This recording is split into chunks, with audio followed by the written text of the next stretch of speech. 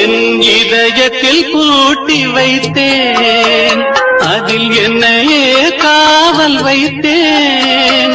அவள் கதவை உடைத்தாளே, தன் சிறகை விரித்தாளே, தன் சிறகை விரித்தாளே.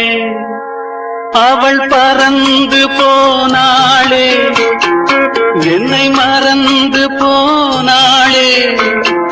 நான் பார்க்கும்போது கண்கள் இரண்டை கவர்ந்து போனாளே.